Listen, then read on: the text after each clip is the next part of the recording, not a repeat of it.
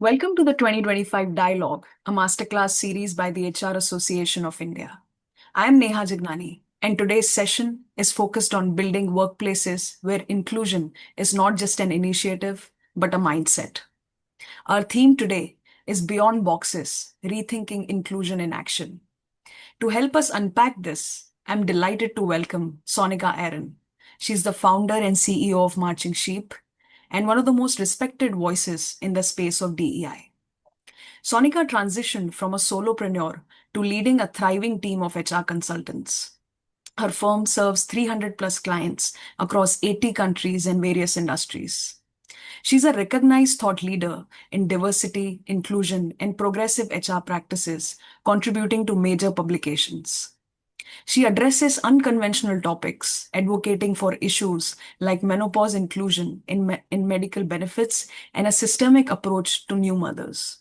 A charismatic speaker at conferences, Sonica believes in the societal connection of organizations and actively engages in non commercial awareness campaigns. Additionally, she supports an NGO rehabilitating acid attack survivors in India. Sonica, thank you so much for joining. It's a pleasure having you today. And it's always a pleasure to be here, Neha. Thank you so much for having me. Wonderful. Really excited for this one, Sonica. So, to begin with, my first question for you is you have often spoken about how inclusion is not just a policy, but it's a mindset. So, I want to know, in your experience, what holds organizations back from truly moving beyond the box ticking to actual DEI? That's a very interesting question. I was in a session day before yesterday, and we had exactly the same conversation with the participants. And it so happened that, and it came from the participants. So the way the entire conversation around diversity and inclusion started, it started with some senior person sitting somewhere in the world mandating that we need X percentage of quote unquote diversity candidates or diversity employees in the company because a report came out saying that it drives profitability. And at that time, diversity was only defined as women employees. Mm. Nobody got into the why, the logic of it. How does it really impact businesses? Why does it benefit profitability? How does it benefit profitability? What is the real connection? So people on ground never really understood what's in it for me. Right. Think about an area sales manager sitting in Kanpur, or a manufacturing head, or a shift engineer sitting in a factory and thinking, what's in it for me to have diversity candidates? Whether it's a woman, whether it is a person from the LGBTQ community, or whether it's a person with disability, or it is ethnic diversity, or any other kind of diversity. So that why, the connection between diversity and business performance, the connection between diversity and team performance, that connection has never been established logically. And that is why that mindset change is not being driven. It is always, oh, we have leadership buy-in. Oh, yes, our senior management has bought in, but it will never go beyond a tick box unless it is owned by everyone in the organization. Sure. DEIB is not just an HR's baby, it is everyone's accountability. And Sure. if I have time, I will explain how. See, today, I might be privileged for some reason, right? I might be included in a certain set of circles. I might be invited to a certain set of circles. I might even be heard. But let's say 10 years from now, there will be more people who might possibly know more than me, more qualified than me. Um, they will possibly be more technologically savvy. and I will be on the wrong side of, let's say, a certain age or generation. Conferences or magazines will want to hear from new talent. And Right. at that age, I will feel excluded. So here I'm talking about generational diversity. I'm not even talking about women. I'm talking about generational diversity. So I am saying that, when we talk, it's a matter of time of where I am, who, it's a matter of situation, context. Anybody can feel excluded. Today I am in my own country. If I go to another country, I might feel like the odd one out, right? Sometimes when people move from one location to the other, not knowing the local language can make a person feeling excluded. So it's a matter of context. So it is very important for people on ground to understand why is it important and what's in it for me. And until and unless we drive this point across levels, Sure. it will never become beyond a tick box. Right. Absolutely. Very beautifully put, Sonika. So I could hear you saying that the why is missing. When people say diversity will bring performance, but they don't tend to actually understand the why that will happen. So that's very important. And when we start taking the accountability of why, that's Yeah, when the go real ahead. change I'll happens. complete later. Yeah. Yeah, yeah, you were saying something. I was saying, and here I've just spoken from an individual point of view. Right, On the business side also, the connection many times is not clear. right, Because think about it, every business exists because they are selling a product or a service. right, Who is buying the product or the service? The consumer or the customer comes from the society, and the society is very diverse. You don't have only one kind of people coming and buying your product or right, service. right, They come from all walks of life. That is why you have different pack sizes, so that you can have, from smaller pack sizes which cost less to bigger pack sizes. You have different flavors catering to different tastes, right. isn't it? Right? Absolutely. So, from that perspective, if I need to understand my diverse consumer, even if it is a B2B, if I'm talking to a client, I need to be able to understand my clients from different industries. Right, You know? So right, I need to have people in my organization, right from product development to marketing communication to innovation to pricing, who can understand my customer and consumer. sure. Absolutely. So Absolutely. now, sorry, I interrupted you. No, no, not at all. That's such a powerful reminder that intent is just not enough. You have to figure out the why. You have to, as you rightly said, the matter of context, the understanding of the situation, people on ground should be able to have that ecosystem around them. So beautifully put, Sonika. Um, my next question, Sonika, is why is emotional well-being often left out of inclusion conversations?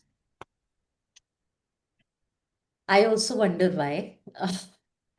When I started work about 25 years back, the way we were groomed, hmm, we were always told that don't get your personal life to work. When Hmm. you are at office, be professional. Hmm. Nobody wants to know what's happening in your personal life. Right. Very recently, I was speaking to someone, and I'm forgetting what was the context, but they said that if this person really does very good work, but if that person is struggling with something on the personal front, Hmm. nobody wants to hear that person go on and on about what's happening in their personal life. Right. But the fact of the matter is that when I come to work, I bring my whole self to work. If there is something which is bothering me, Hmm. it could be anything. It could be my parent is sick. It could be I have gone for some tests and maybe one of my reports has not come well. It might not be a big physical issue, but it is bothering me at some level. Hmm. I might have had a tiff with my partner. My children, maybe one of my children is not doing academically well. I might be having financial issues. I don't know. Or even on the way, I had a road rage. Okay. So when I walk into office, am I fully present and focused? Hmm. When I was doing my coaching certification, we used to do this one activity before starting a coaching, in which we would say that, okay, anything that is bothering me or which is going to come into my way of the coaching session, I mindfully choose to keep it aside so that I am fully present for Hmm. this 1.5 hours of coaching practice, Hmm. right? Hmm. But when I come to work, do we do that? Do we keep everything like we put all our burdens in a briefcase and leave it outside office? Not And possible. then for the 8 hours or 10 hours, we are completely focused on our to-dos, our deliverables. It doesn't happen like that, No. right? So, one, we are always carrying something from our personal life. Secondly, there can be triggers at the workplace. Hmm. The triggers can be in the form of conflict that comes at work. There can be difference of opinion. Diversity comes with different perspectives. We might be working on the same problem statement, Neha, and you might have a different perspective, and I might have a different perspective, and both of us are like, I am right, right? So there can be a conflict there. Right. Uh, a lot of places where there is a problem of toxic management, but organizations do not take action. I don't know if you have read this article, which happened in a leading law school where a posh complaint was filed. The IC found the accused guilty, but the company did not take, or the leadership did not take action, saying that it will spoil the accused's career prospects and that person will go on to become a lawyer. Now, these are all cases where in a workplace or in an institution, these are triggers that lead to emotional stress, right? Right. The issue is that emotional well-being today is an integral part of well-being, but traditionally, well-being has always been seen as physical well-being. Right. So organizations, because see, even if you look at, from the, Factories Act time, HR has actually come from IR, ER, and now HR. Hmm. It was all about, if you've read the Factories Act, there is no mention of mental well-being. So it is all about insurance. It is all about medical help. So all of that gets covered. Right. So emotional and mental well-being are things which never got featured. Also, the social stigma around emotional and mental well-being. See, this was something which I had once asked someone, okay, if I have an accident or I have a fracture, I will wear it like a badge of honor. I will even get my plaster signed, and my colleagues will sign it, get well soon, and everything. I will not hide it.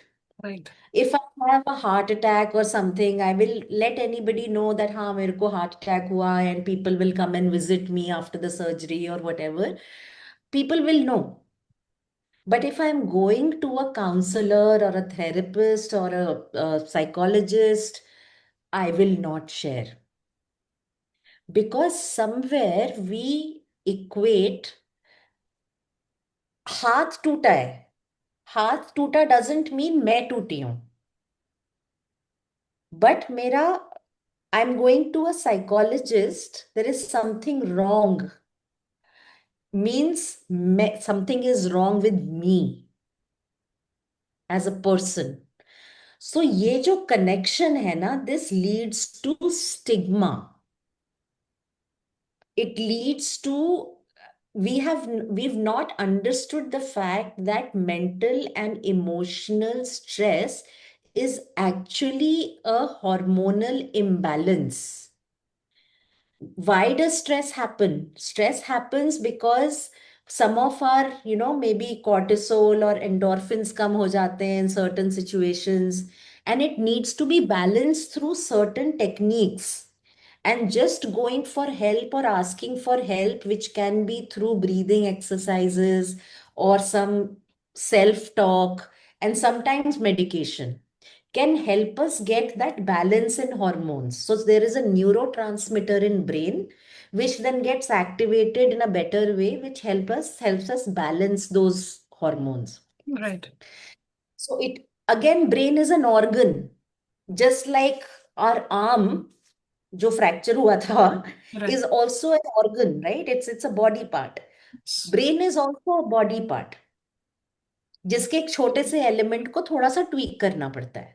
Right. But because people do not want to talk about it, they will not go to their manager and say, "Okay, boss, this is my problem," because the manager will say, "Arey, can I rely on this person to take up higher level jobs? Can I rely on this person to be a manager?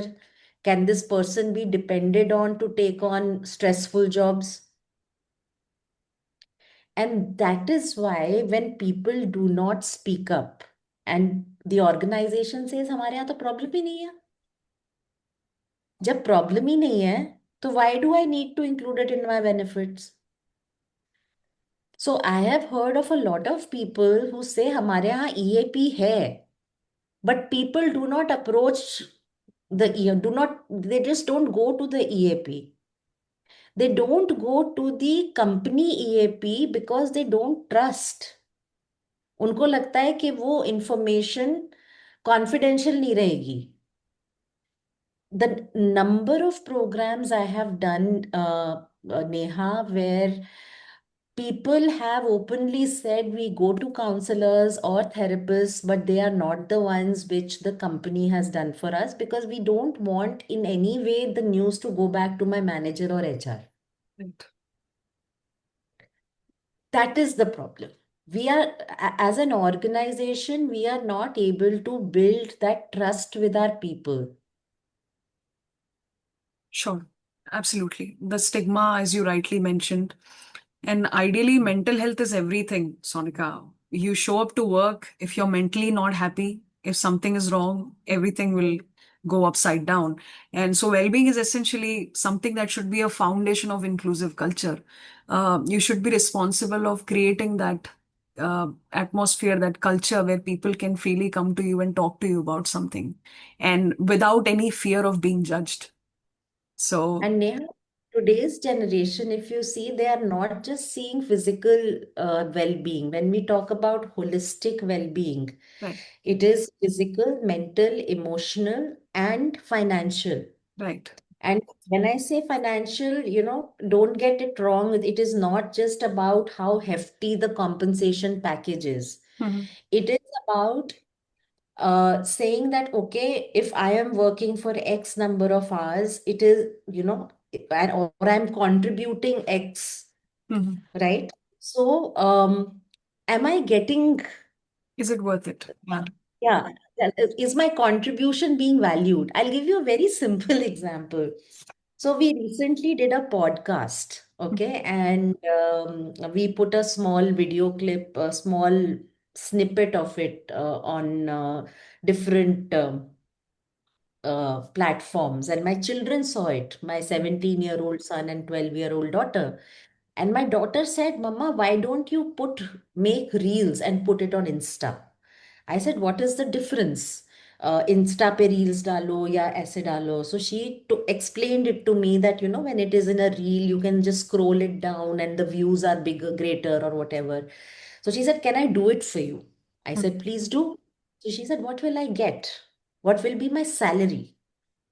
I said, how much time will you take for this? So she told me a time. So I said, okay, you do one reel for me a day and I'll give you 50 rupees for every reel. So she finished one, and just before this one, she came to me and she said, "Where is my salary for today?" So they're very clear, Right. right? Absolutely. So that's what it means to them. आज का Sure. काम हो गया उसका. Sure, very, very relatable, I would say. So, thank you, Sonica. My next question is, how can companies address intersectionality in real and actionable ways? Hmm. So I think we need to step away from labels. One good thing which I think organizations are starting to realize, and we've always said this at Marching Sheep, diversity is a fact, right? We can't escape it. Everybody is different. Inclusion is a choice, whether we choose to respect those differences or not. You and I are both women, but our life stages are different, our generations are different, our educational background is different, our way of working is different, our communication styles will be different, our choices in life of what we want to do, what success means to us, will be different. Right, And that makes us unique individuals, and that is intersectionality. We cannot be labeled as working women. The only way an organization or the world at large can move away or embrace intersectionality is by not labeling people by any one aspect of their identity, right, right? Even when we are in the middle of June, it's Pride Month.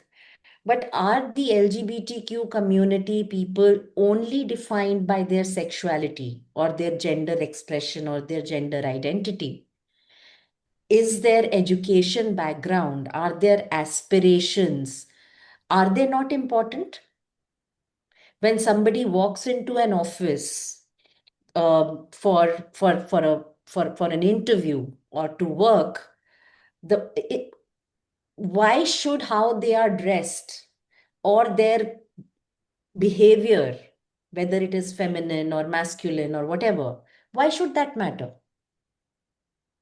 That's a part of their identity, but not their only identity. right, So if we can move away from that and see the whole individual, the various layers, because that is when we see the whole person. right, So I think we need to move away from these labels. Even when we say Generation Z is like this, like that, can we look at what is the aspiration of this Generation Z person? Does this person come from? Maybe, what are the responsibilities this person is carrying? You will find, just if we get curious and get to know the person, I think we will be able to move away from labeling and appreciate intersectionality a lot more. The sure. human being. Absolutely. It's seeing the person and not just the appearance, the pronouns. It's how you stop labeling them is when you create that environment. So thank you so much. Moving on to my next question, Sonika, I want to know if there is a moment you felt where DEI moved from performative to real impact. Hmm. Um, Very good question. Uh, the fact that in a lot of places, the movement from a number driven strategy or a number driven approach Mhm. to saying that let's drive inclusion first. Mhm. right? I think that has made it uh,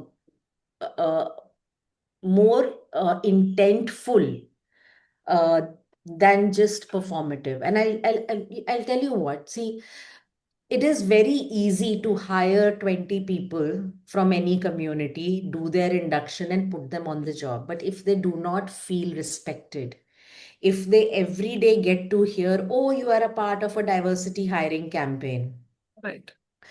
they are not treated well, if they are not given good roles, they will leave, right? But if we work on the policies, if we work on the infrastructure, if we work on sensitization of managers and peers, we create an environment which is inclusive in nature, and then we go ahead and hire people, they will stay, right?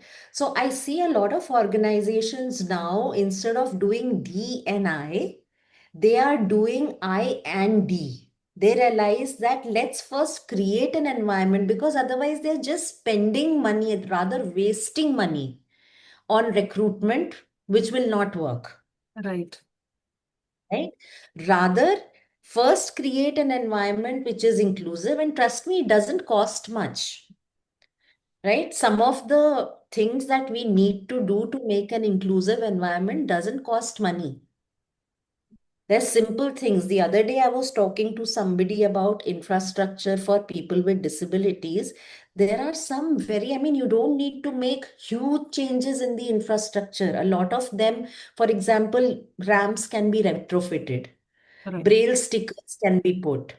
If you already have a flooring, tactile markers can be put from above. You don't have to break the floor. So there are so many provisions. A lot of your technology already has inbuilt accessibility tools. It's just a matter of awareness. So it does not cost so much money as people think it will. So, from that perspective, people are talking about it. People are saying, let's create inclusion, let's create a sense of belonging, let's make our policies equitable so that everybody gets, equal opportunity. Let's sensitize our managers. And then let's hire so that we are not wasting our money where people will join and leave. Absolutely. Right? So it's becoming more logical. Also, the fact that for some companies, it is no longer fashionable. It is no longer fashionable to put their DEI efforts on social media. Right. So that also helps, because now it is no longer about just looking good on social media. Absolutely. Now it is about doing good work that their people really need. Absolutely. Great point there. I loved the point where you said if you put inclusion first and focus on the numbers later, it becomes much more meaningful, because eventually, if you focus on just hiring people and if they are not happy, not satisfied, they don't have a sense of belonging, it may not work. People will get out soon. So, thank you so much. That's a beautiful takeaway from that answer. My last question, Sonika. Now, what's one outdated inclusion belief we need to unlearn? And what's that one mindset shift that we should embrace? Okay. One outdated belief uh, mm, would be that, firstly, that HR needs to drive it, or it comes from the top. I think there are places where, when I talk to people, I think everybody has to take ownership. Uh, we cannot keep waiting and saying that somebody else will do it and then I will become inclusive. Leadership doesn't take accountability, or leadership, we do not get psychological safety, and therefore how can I pass on psychological safety to my team? One question that I sometimes ask my participants is that when we were growing up, uh, many of us have been hit by our parents when we did not get good marks or we did something naughty, right? And we were not really badly off for it. I mean, that was possibly what our parents knew. But how many of us hit our children now when Right. they misbehave or they don't get good marks, right? So, when we have changed our parenting style, why can't we change our leadership style at office? Simply because my manager was tough on me and made me work long hours, I will do the.